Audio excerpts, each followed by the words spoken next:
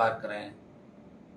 ये paper out होने का सिलसिला आज का नहीं है, ये वसुंधरा जी की 2013 की सरकार से लेके 2023 और उससे पहले भी राजस्थान के अंदर जो एक शाख राजस्थान की आरपीएससी की हुआ करती थी, माध्यमिक शिक्षा बोर्ड की, कर्मचारी चयन आयोग की जो शाख हुआ करती थी, उस शाख पे बट्टा लगा आरपीएससी के पूर्व चेयरमैन। और मैं तो ये कहना चाहूंगा कि आरपीएस प्रमोटी आरपीएस हमेशा आरपीएससी के लिए कलंक रहे और आरपीएससी में भारी पड़े, चाहे हबीब खां गोरान थे जिनको जेल में डाला गया वसुंधरा जी के टाइम, और चाहे ये संजय सूत्रे हैं जो प्रमोटी आरपीएस है। लेकिन पता नहीं अशोक जी गहलोत में क्या लगता है कि इनको आरपीएससी के अंदर ले जाके बिठा दिया। ये नौसिखिए हैं और गोपनीय शाखा जो आरपीएससी की होती है वो चेयरमैन के ही अधीन सारा कुछ होता है। चेयरमैन को एक एक चीज का पता रहता है कि कौन सा पेपर सेट होगा, कौन सा पेपर दिया जाएगा। 3 तरह के पेपर मंगाए जाते हैं पेपर सेटर से, और गोपनीय शाखा से उसके करीबी लोग चेयरमैन के होते हैं। तो सीधा सीधा चेयरमैन की इसके अंदर जिम्मेदारी है। चेयरमैन को बर्खास्त करने की राष्ट्रीय लोकतांत्रिक पार्टी ने मांग करी थी। मेरी मुख्यमंत्री जी से अपील है कि अब भी वो किसका इंतजार कर रहे हैं, बर्खास्त करें चेयरमैन से। और तीसरा जो मामला है कि जैसे ही पेपर आउट हुआ, और आरपीएससी हमेशा तो विरोध करती है हर मामले में कि ये पेपर आउट नहीं हुआ, सही है गलत है, और आरपीएससी ने तुरंत स्वीकार कर लिया कि पेपर आउट हो गया। इसका मतलब कहीं न कहीं आरपीएससी की बड़ी मिलीभगत इस मामले के अंदर है। मैंने आज से पहले भी आरपीएससी के कई पूर्व चेयरमैन, मैंने ये भी मांग करती विधानसभा के अंदर, जब हबीब खां गोरान का मामला था, जब पेपर आउट हुए थे, जब उनको गिरफ्तार किया था, हमने मांग की थी कि आरपीएससी को उस समय के 10 साल के चेयरमैन, उनसे पूर्व के 2-3 चेयरमैन जिन्होंने अपने कई रिश्तेदारों को आरएस, आरपीएस, आरजेएस बनवा लिया था, उनकी तमाम जांच कराई जाए। क्योंकि जिनके सेकंड डिवीजन होती है ग्रेजुएशन के अंदर, 10th के अंदर, 12th के अंदर, वो टॉप कैसे कर लेते हैं। 3rd डिवीजन वाले आरएस टॉप कैसे कर लेते हैं, और जिनके 1st डिवीजन होती है उनके इंटरव्यू में नंबर कैसे आते हैं। पहले भी आरपीएससी की एक गूंज रही कि किस तरह मंत्रियों के रिश्तेदारों का आरपीएससी के इंटरव्यू में कितने नंबर आए। 90% से ज्यादा नंबर मंत्रियों के रिश्तेदारों का है।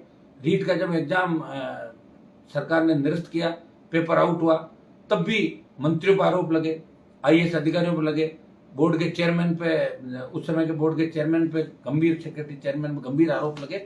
लेकिन एसओजी ने जांच में उनको निकाल दिया। स्टेट की कोई भी एजेंसी अपने सरकार के मंत्रियों के खिलाफ, अधिकारियों के खिलाफ कभी कार्रवाई नहीं करती।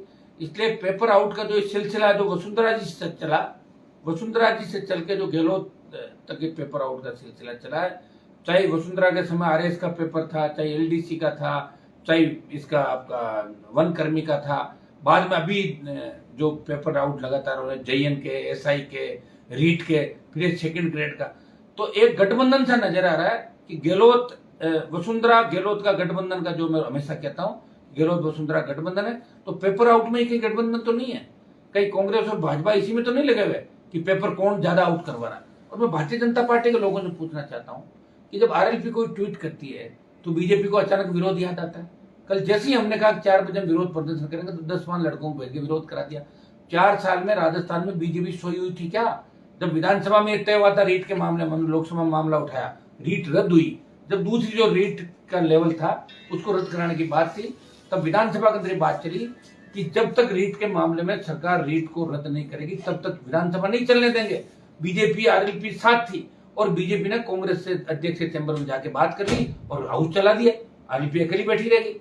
चाहे परिवहन मंत्री का मामला हो जिसमें बीजेपी ने चुप्पी साधी, चाहे बैस जोशी का मामला हो, चाहे नामा के एमएलए का मामला हो, चाहे दूसरा बेगू के एमएलए का हो, चाहे जोरीलाल का मामला हो, जो मुख्यमंत्री के करीबी लोग, मंत्री, विधायक, जिन पर हत्या, लूट, बलात्कार के आरोप लगे, भारतीय जनता पार्टी के नेताओं के मुंह पे ताला लग गया। मैं भारतीय जनता पार्टी के नेताओं से पूछना चाहता हूं, आप सोच के बयान देते हैं या सोच के माइलेज के लिए खाली 4 बात कहते हैं या सिर्फ फोटो छपाने के लिए ट्वीट करते हैं? मैं इनसे पूछना चाहता हूँ, राजस्थान की जनता इनसे पूछना चाहती है, कहाँ है विपक्ष राजस्थान के अंदर? लंपी आ गई, कोरोना आ गया, देखा तो नहीं विपक्ष? किसान आंदोलन, अग्निपथ, कौन लड़ाई लड़ रहा है इस राजस्थान के देश के अंदर? ये राष्ट्रीय लोकतांत्रिक पार्टी लड़ाई लड़ रही है इस राजस्थान के जवान को बचाने की, राजस्थान के किसान को बचाने की, उनके हक और अधिकार की लड़ाई। आज कोई लड़ा तो राजस्थान के अंदर राष्ट्रीय लोकतांत्रिक पार्टी का जवान आपको लड़ता हुआ दिख रहा है। मैं दुर्भाग्य इस बात का है कि हम पुकार कहां करें? दिल्ली के अंदर बात करते हैं, ये बाकी तो ईडी के गणे छापे मारते हैं दिल्ली वाले। मैं केंद्रीय गृह मंत्री जी को पूछना चाहता हूँ कि ईडी के आप छापे मार रहे हो, आप सीबीआई की रेड कर रहे हो, आपके राज्यपाल है स्टेट के अंदर, राज्यपाल से 2 लाइन लिखवा के मंगा लो, अब सीबीआई के अंदर इस केस को मंगवा लो। आप court, supreme court, high court, सब लोग, मैं हाई कोर्ट, सुप्रीम कोर्ट से भी निवेदन करना चाहूंगा कि आप स्वतः संज्ञान लेके ऐसे मामलों को हाई कोर्ट इसको सीबीआई को दें, और सीबीआई को अगर इस मामले को देंगे तो निश्चित रूप से दूध का दूध पानी का पानी होगा, क्योंकि इसके अंदर मंत्रियों का, अधिकारियों का नेक्सस है। जिस तरह एक कोचिंग संचालक जयपुर के अंदर जिसका नाम आ रहा है इस पेपर आउट कराने के अंदर, वो तो कांग्रेस के 1 दर्जन मंत्रियों के ट्विटर चला रहा है, ट्विटर अकाउंट हैंडल करता है।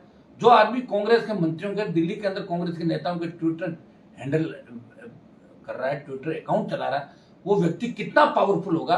और वो पेपर लाया कहां से? सीक्रेसी से लाया। आरपीएससी की सीक्रेसी किसके पास है? चेयरमैन के पास है।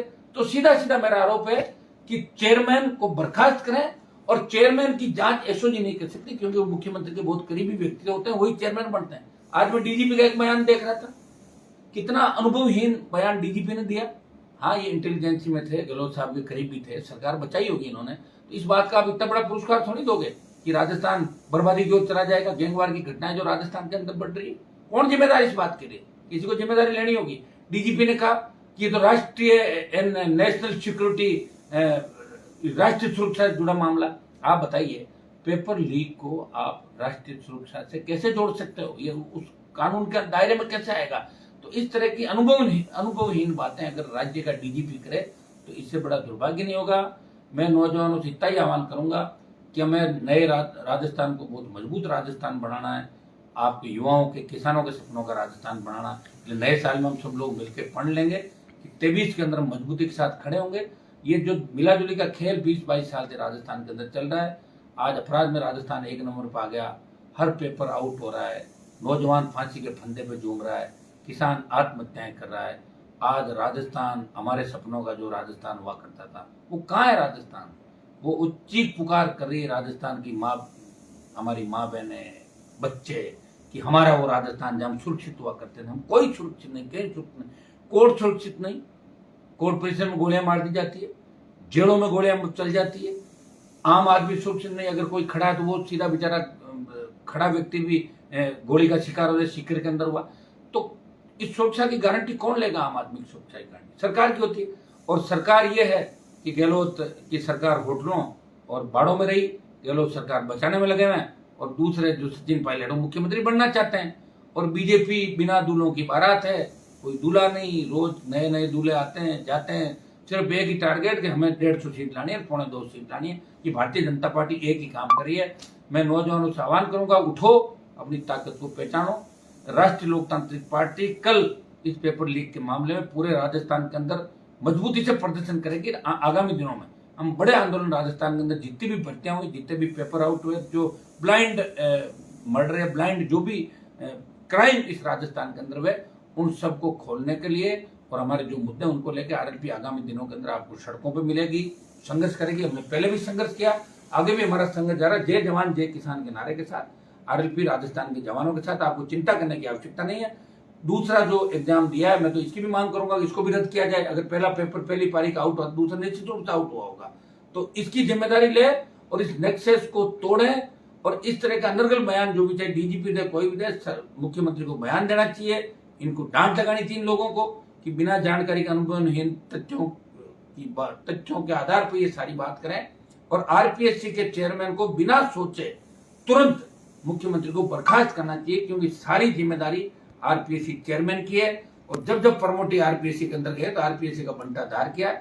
मैं नौजवानों से पुनः आरएलपी के तमाम पदाधिकारियों, जिलाध्यक्षों, सबको मैं आह्वान करता हूं कि कल 11 बजे से लगा के 2 बजे के बीच भी, क्योंकि कई जगह ठंड ज्यादा, धुंध है, तो वहां हो सकता है कार्यक्रम 1 घंटा आगे पीछे भी हो सकता है, गंगानगर, हनुमानगढ़, उन जिलों के अंदर। लेकिन आप कोशिश ये करें कि 11 से लेके 1-1.5 बजे के बीच भी सारे ज्ञापन लोकतांत्रिक तरीके से। हमें उग्र प्रदर्शन का मतलब ये नहीं कि कानून अपन हाथ में, लॉ एंड ऑर्डर बिगड़े नहीं, और मजबूती के साथ ये प्रदर्शन करना, संदेश देना है कि आम जन की, जवान की, किसान की आवाज है, वो राष्ट्रीय लोकतांत्रिक पार्टी है।